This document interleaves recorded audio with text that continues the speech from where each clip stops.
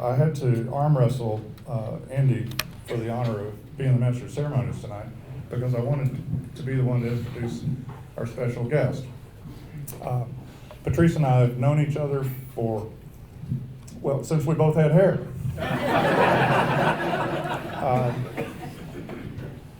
And at the panel this afternoon, I was saying that any suggestion that Patrice was not involved in this or that project that I worked on doesn't get the role that he plays as an advisor. Bouncing ideas off of Patrice is something I've been doing for years and years. Normally, he tells me I'm full of it, and I need to rethink it. But I'm not going to go into a long litany of his accomplishments. He's written extensively about Howard. He's provided learned essays for the Wandering Star and Del Rey books, edited the Wandering Star Del Rey Conan volumes for us. He has since been working on editing and translating and editing Robert E. Howard work in France. He's got a multi-volume Robert E. Howard set. That's why I said he's catching up with me in the editing department. So I guess I won't say much more other than for many, many years. We met each other in what, 88, 89? 89. What, 25 years? And for 25 years, he's despaired of ever hearing me pronounce Patrice Louinet.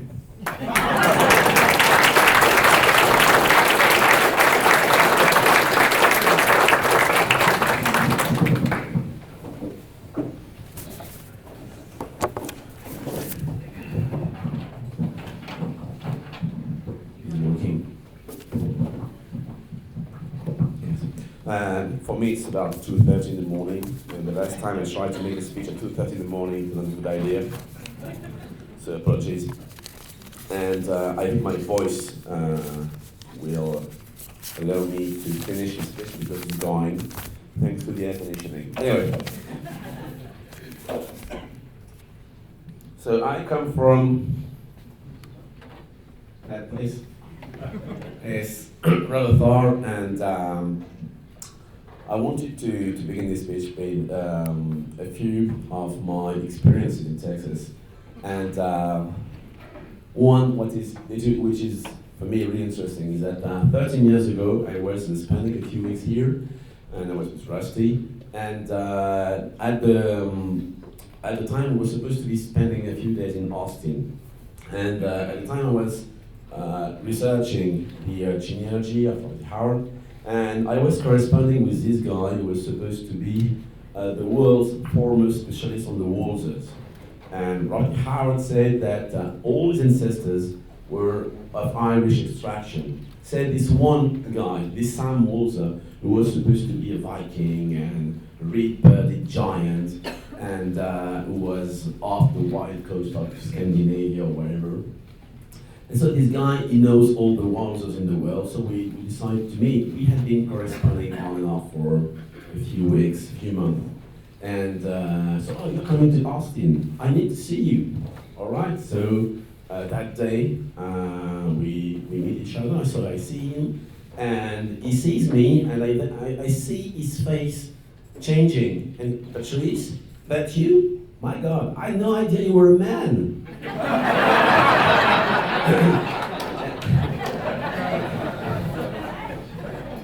And that, I think that's a good example of my experiences here, because every time, oh, you're the friend. I was not Patrice Louinet. I'm trying to pronounce my own name in English. No, it's Patrice Louinet. And it's always been my lot not to be Patrice Louinet, but to be the Frenchman. Oh, you're the Frenchman. The first time I met Indy, oh, crêpe Suzette. What, a crêpe Suzette? Oh, you're a big fan of Jerry Lewis? Jerry who? It's something I have to tell you. I suppose that most of you think that Jerry Lewis is huge in France. And the fact is I don't think he has been a star in France since before I was born. And I'm 25.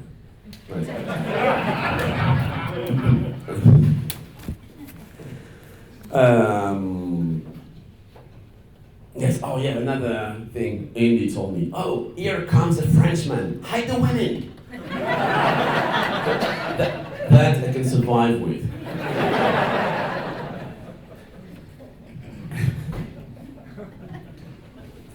I'm going to tell you one true story. And this happened 25 years ago here in Cross Plains. The first time I was in the States, the first time I went to Texas and I went to Cross Plains. So it was quite an experience for me, and all the people here were very, very kind to me, and they had organized this dinner one night, and one of the locals, I don't remember who he was, and I hope he's not here tonight. So we were having this discussion, Paris, I love France, and their French also nice, and there was this one guy who said, oh, I love France. I mean, France is a beautiful country. I was there once. So I stayed a couple of days in that town. Oh, what was the name of that town again? Couldn't find it, so I tried to help him. And then at one time he goes, oh, I know how you can find the name. There was an old castle nearby.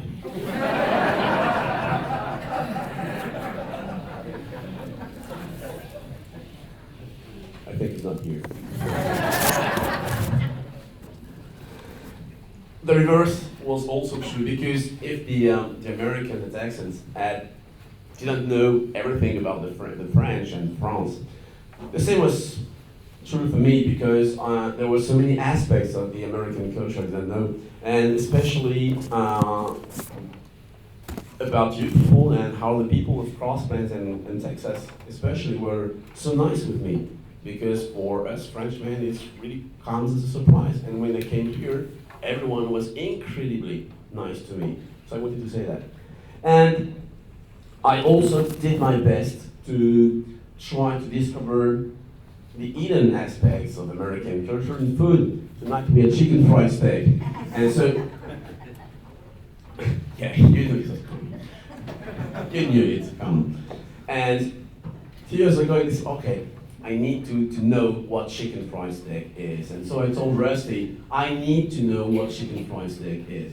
And then Rusty goes blank and says, but come on, you have already had chicken fried steak. And this was in 1990, whatever, at Flossie's. And the thing is, I have absolutely no remembrance of the thing. So you can have two conclusions about that. Either chicken fried steak left absolutely no impression whatsoever in my brain, or I have repressive memory.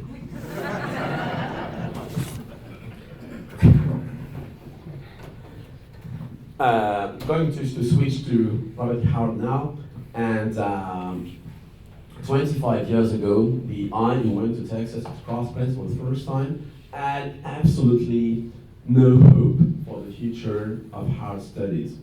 I thought that Conan, especially the character of Conan, had doomed our studies because of the movies, the comics, the pastiches, the pizza.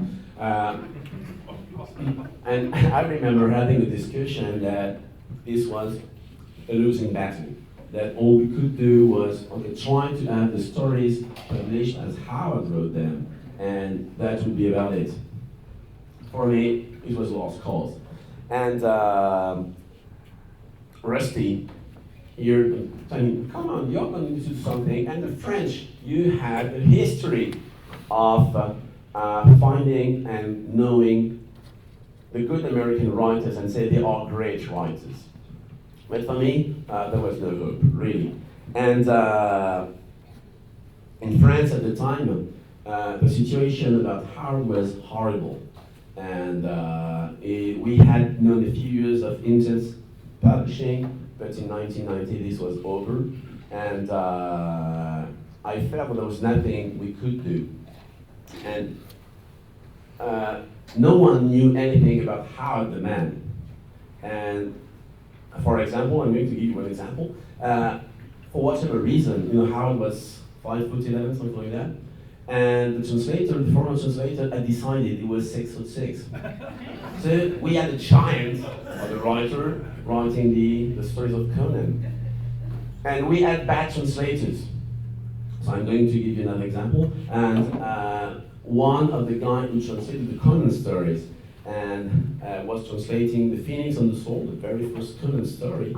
And in that story, you have one paragraph in which Conan sees statues, I think, of the old ones. The old ones are alien creatures who were the invention of H.P. Lovecraft. And so everyone who reads fantasy or fantastic knows about the old ones. But the translator had never heard about them. So in French, this became Conan saw the statues of his venerable ancestors. In 2006, a few months before the first edition of the French translation of the Delray books and Wandering Star books came out, there was this conference at the Imaginal Festival in France. The Imaginal is kind of French equivalent to the World Fantasy Convention. And so it's a huge thing. And 2006, you will remember this was the 100th birthday of Robert E. Howard. And so they had this panel, and the title was Conan, Prince of Machos, turns 100. Of course, Conan was not 100. I wasn't there that day, and there were 4 panelists, and only one of those 4 panelists had read a Conan story.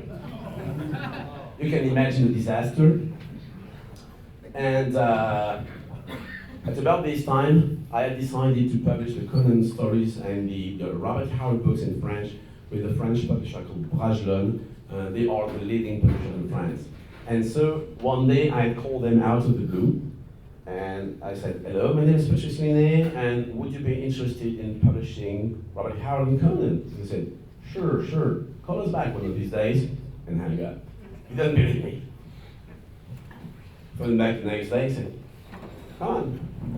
Searching on Google, and then I eventually managed to obtain a meeting with them, and we decided to publish the French Howard books. And this decided that this should be a large-scale project, and that's what they did. I was telling people earlier at the panel that the first Conan book sold out of its 8,000 copies hardcover in 6 months for the French market, which is impressive. And they decided, the guys at Bragelonne decided that I should be doing every impossible interview. I was everywhere, TV, radio, website, whatever, I was everywhere. And they said, "You need to do that, because people need to be told." They have those stereotypes about Conan. They don't know who and what Conan is, and your job is to tell them that. So that's what I did. And in 3 years later, in 2009, I was invited by the Imaginal Festival for another panel on Howard. And this time, the title was Tolkien and Howard, the Founding Fathers in Question. So my job was to keep quiet, not to say anything wrong, and the battle was won. 3 years later, in 2012, I was awarded the special award of the jury at the Imaginal for my work on the Howard Conan books. And these days, in France, Howard is a respected writer. He is considered as a founding father on equal footing with J.R.R. Tolkien in terms of importance of the genre. And that was because no one, and I especially, never let anyone say something wrong about Howard. If you have a misconception about the character, my job was to go there. I was active on every forum I could find to correct the misconceptions. And that's what happened.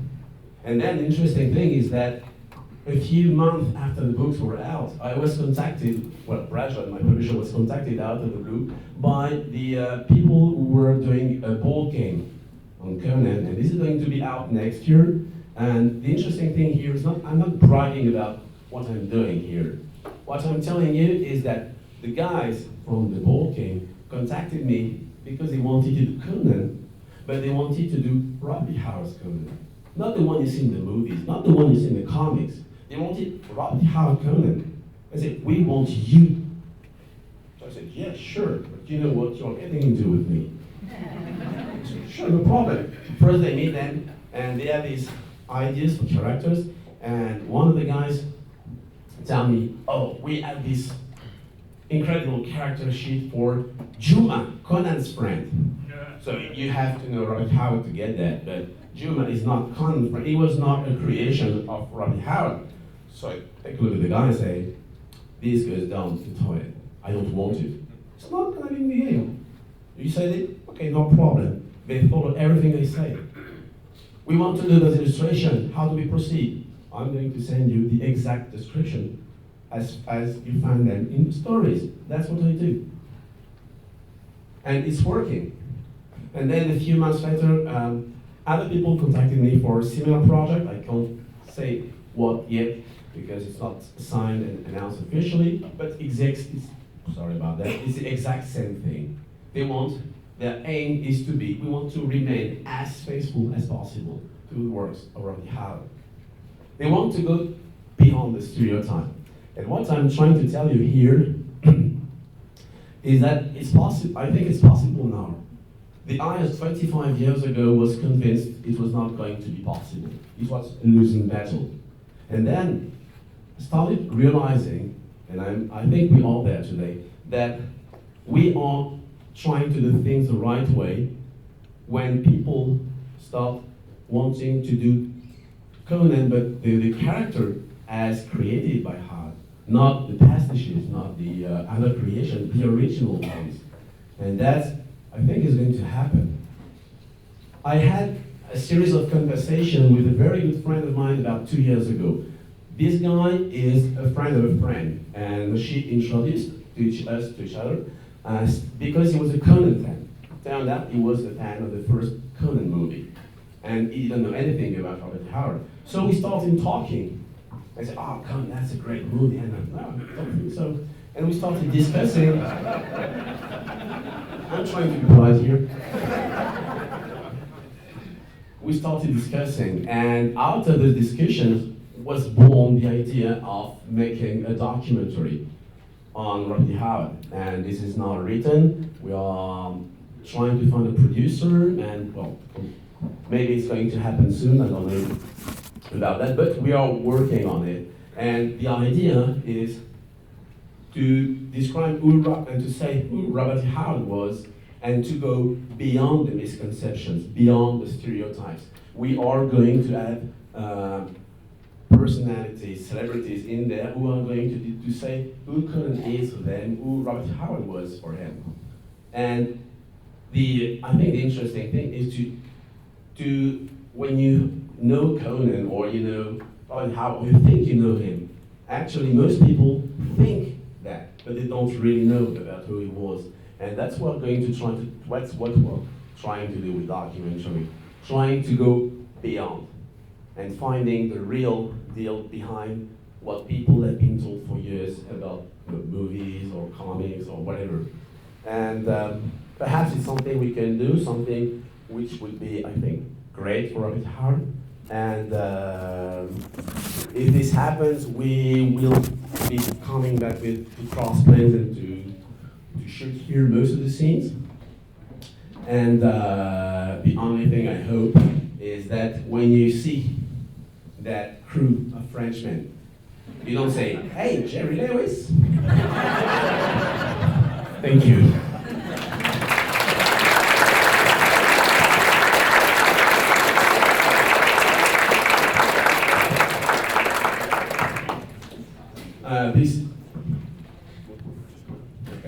This is unrelated to the speech. A few weeks ago, someone very close to me, a close friend of mine, who was at Howard Days 2 years ago, his name was Miguel Martin. Some of you know him, some of you remember him. He passed away a few weeks ago, and this was a very difficult time for me. And so I got in touch with Miguel's family, and they didn't know what to do about his Robert Howard collection. And so we decided that I should sell his collection, and I did that on the French forums and the French RH website. And the idea was that I should give all the proceeds to the Howard House and to Project Pride. So I'm here to announce you that the entire sum is going to go to Project Pride, and that's $1,000. Thank you.